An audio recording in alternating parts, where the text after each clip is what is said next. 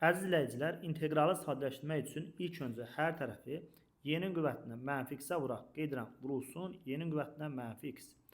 Yenidən qeyd edirəm. İntegral 3 vurulsun y'nin qüvvətinə mənfi x. Məxrəci vurub atsam olacaq əslində 1 çıxırsın 2 vurulsun y'nin qüvvətinə mənfi x dx bərabərdir. Və məxrəcə, yəni 1 çıxırsın 2 vurulsun y üstü mənfi x-ə 1 u desək.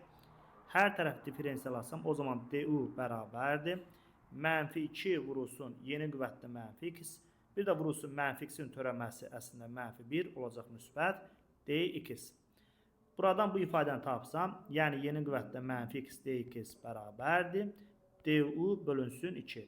Hər tərəf yəni 2-yə böldüm.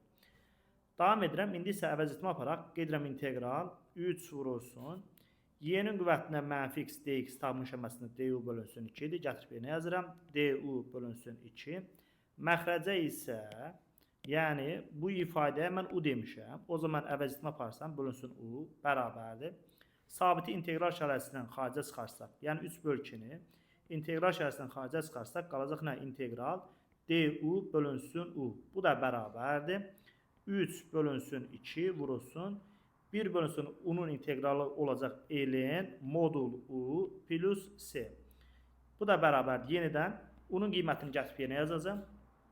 3 bölünsün 2 ln modulda u'nun qiyməti nədir? Qeyd edirəm o zaman. 1 çıxılsın 2 vurulsun y'nin qüvvətinə mənfi x plus s. Doğru cavab budur.